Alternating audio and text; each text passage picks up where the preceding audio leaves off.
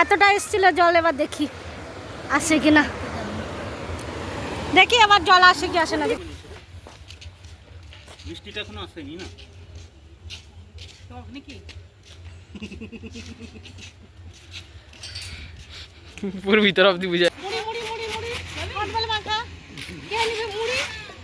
এটাতে মুড়ি আছে আর শসা আছে, চানাচুর আছে, কেউ যদি নিতে চান নিতে পারেন। এত সুন্দর একটা জায়গা আর সেখানটায় ফটো ভিডিও হবে না সেটা তো হতেই পারে না, তাই যথারীতি আমরা স্মৃতির জন্য কিছু সুন্দর সুন্দর মুহূর্তগুলোকে ক্যামেরাবন্দি করেই নিলাম। আর তোমরা অনেকেই জানো আমরা এসেছিলাম সমুদ্র সৈকতে পিকনিক মানাতে, ফ্যামিলি পিকনিক সবাই একসাথে।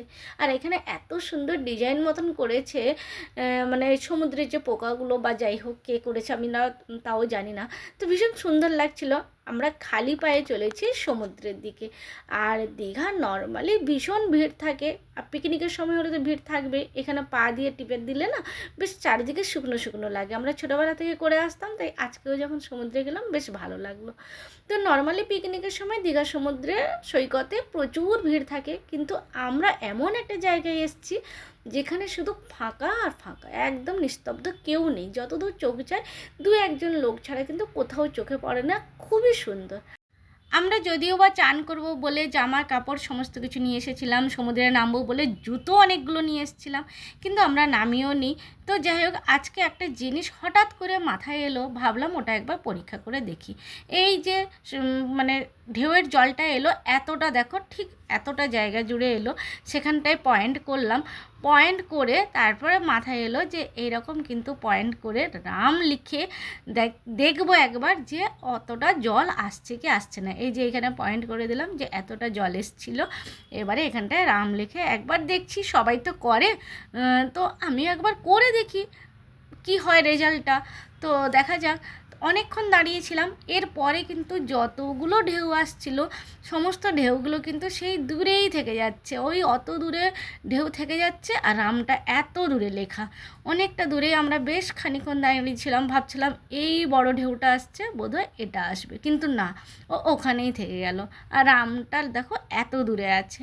তারপরে অপেক্ষা করছি, আরও ছোট ছোট ছোট বড় যত ঢেউ আসছে সব ওই দূরেই থেকে যাচ্ছে। সত্যিকারের একটা পরীক্ষা করে দেখলাম সবাই করে বলে, তো মোটামুটি আমাদের কিন্তু রাম অবধি পৌঁছায়নি। আমাদের সাথে তো তাই হলো, প্রথমে একটা ঢেউ যতটা জায়গা জুড়ে ঢেউটা এসেছিলো সেখানে পয়েন্ট আউট করলাম, তারপরে ওখানেই লিখলাম, কিন্তু দেখো এত কাছে আসছে তাও রাম অবধি পৌঁছাচ্ছে না। তো এটা না সত্যি ভীষণ ভালো লাগছিল। তো যাই হোক, তারপরে আবারও গেলাম সমুদ্রে ওই পায়ে পায়ে ঢেউ ভাঙার জন্য, এত সুন্দর সুন্দর ঢেউ আসছিল, চান করতে ভীষণ ইচ্ছে করে। তারপরে আবার ভাবি যে না ঠিক আছে, আবার এই ঠান্ডায় চান করব, আবার জামা কাপড় চেঞ্জ করতে হবে। আর এখানটা একদম ফাঁকা, যত দূর চোখ যাচ্ছে দেখো একদম ফাঁকাই ফাঁকা, মানে মাঝে মধ্যে ভয়ও করে, কিন্তু একদম শুনশান এরকম ফাঁকা থাকলে ভয়ও করে। তো যাই হোক, সমুদ্রের জল যতটা এলো আবার পিছিয়ে যাচ্ছে, ব্যাকে যাচ্ছে, এটা দেখতে সত্যিকারে দারুণ লাগে। আর অনেক দিনের পরে আবার দু বোনে একসাথে মিলে সমুদ্রে গেছি, একটু মজা তো করবই। আর দু বোনে কিন্তু ব্যাস খালি পায়ে পায়ে শাড়ি পরে যতটা সম্ভব নেমে গেছিলাম, যতটা নামা যায়, পুরো এগাটো অবধি তো নেমেই গেছিলাম। তারপরে আবার দু বোনে মিলে একটু ফটো একটু ভিডিও নিলাম, চারিদিকে শুনশান সেটাও একবার দেখিয়ে নিচ্ছিলাম বারবার করে যে কতটা ফাঁকা। এটা উদয়পুর বিচের কাছে, এখানটায় কিন্তু এলে বুঝতে পারবে যে কতটা ফাঁকা, বেশ ভালো লাগে, খারাপ লাগে না। মানে নর্মালি যারা ভিড়ভাট্টার মধ্যে যেতে চায় না তাদের জন্য কিন্তু এই জায়গাটা বেশ ভালো। তবে এখানটায় সেরকম আমি কাউকে চান করতে দেখলাম না। আসো ঘুরে যাও, বেশ একটা নতুন সি বিচ দেখো, খুব সুন্দর ঝাউ বাগান, কেয়া গাছের বাগান, যেগুলো সাধারণত খুব একটা এই সময় আর দেখা যায় না, তো সমস্ত কিছু দেখা যায়। তো যাই হোক, ওখান থেকে এবার বেরিয়ে আসবো। সমুদ্রটা আমরাও ঘুরে দেখলাম, তোমাদেরকেও শেয়ার করে দেখালাম।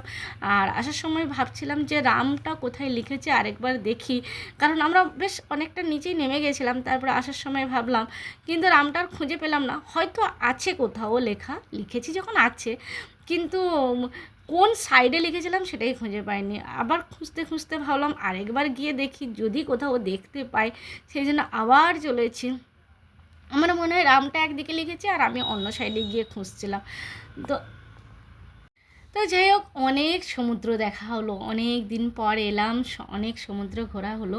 তবে একটা জিনিস ভীষণ ভালো লাগলো, সেটা তোমাদের সাথেও একটু শেয়ার করব। ততক্ষণে আমি রামটা খুঁজেই চলেছি যে কোথায় লিখেছি।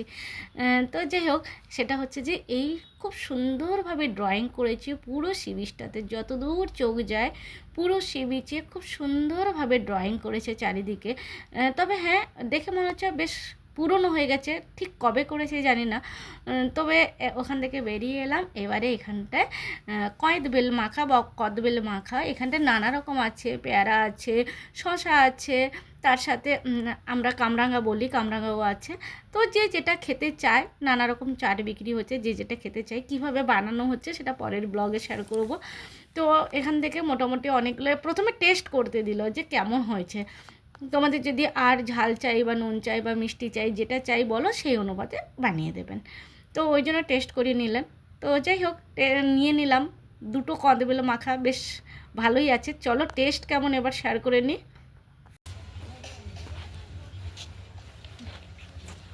কি আছে হাতে? কদবেল মাখা দেখি। মিষ্টিটা এখনো আসেনি না? টক নাকি? পুরো ভিতর অব্দি বুঝা গেল।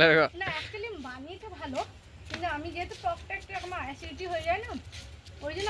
কিন্তু চিনিটা এখনো দানা দানা আছে, চিনিটা ইয়ে হবে। এদের উচিত চিনিটা পেস্ট করে দিতে। চিনিটা ডাস্ট করে দিলে ভালো। দেখ এত তাড়াতাড়ি তো ওটা চিনি মাছ মুড়ি মুড়ি মুড়ি মুড়ি কদবেল মাখা কে নিবে? মুড়ি, এটা তো মুড়ি আছে, আর শশা আছে, চানাচুর আছে। কেউ যদি নিতে চান চিনি উপর চলে আসবে। ফ্রেশ মুড়ি। হ্যাঁ, মুড়ি, কদবেল ঘরে মাখা, ভাজা মুড়ি আবার। শশা, চানাচুর, পেঁয়াজ, কাঁচা লঙ্কা। আলুর তরকারিটা শেষ হয়ে গেছে, কেউ যদি নিতে চায় এরকম করে না মুড়ি কেটলি মুছে নিলে হয়তো জুস পেতে পারে। মুড়ি মুড়ি মুড়ি মুড়ি মুড়ি ভালো। মুড়ি 10 টাকা, কত টাকার মুড়ি? কত টাকা দিবে? 10 টাকার যত ইচ্ছে। আরে এটা এখন 100 টাকার উপরে মুড়ি আছে। 10 টাকা যত ইচ্ছে নিয়ে চলে যাবেন। আমি কিন্তু পাবলিকালি মুড়ি বিক্রি করছিলাম, বেশ ভালো ভালো রিয়াকশান আসছিল, যদিও বা রিয়াকশানগুলো ভিডিও নিতে পারিনি।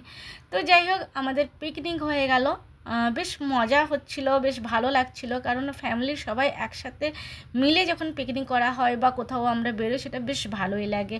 তো ভীষণ টায়ার্ড ছিলাম আমরা সবাই, খুবই টায়ার্ড ছিলাম। এটা হচ্ছে রামনগর হয়ে কাঁথির দিকে যাওয়ার রাস্তা। আর এখান থেকে ঘাটোয়াত বলে একটা জায়গা আসবে, যে রাস্তাটা অলরেডি যাওয়ার সময় আগের ব্লগে শেয়ার করেছি, সেই রাস্তাটা দিয়ে আমরা চলেছি।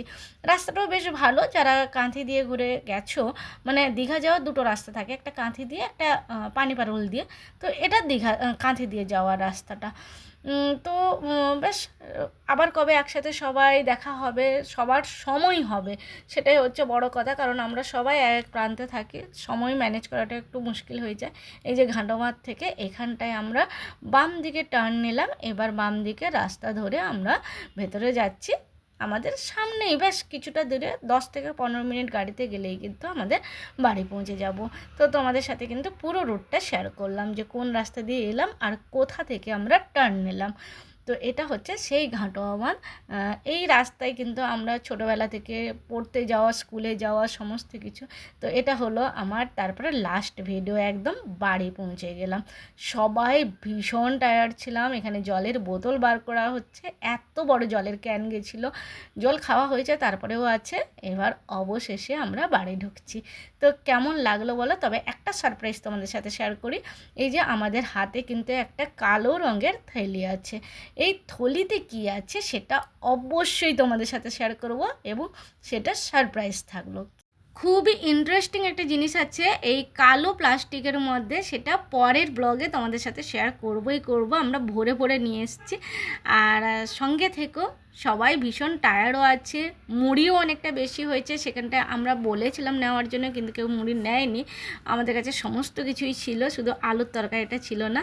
তো বাকি সবার ফেস দেখো, সবাই মোটামুটি ঠিক আছে, ক্লান্ত হলেও বেশ ঘোরাটা হয়েছে, একসাথে এনজয় হয়েছে। টাটা বাই বাই, শুভরাত্রি। তোমরা সবাই ভালো থেকো, টাটা।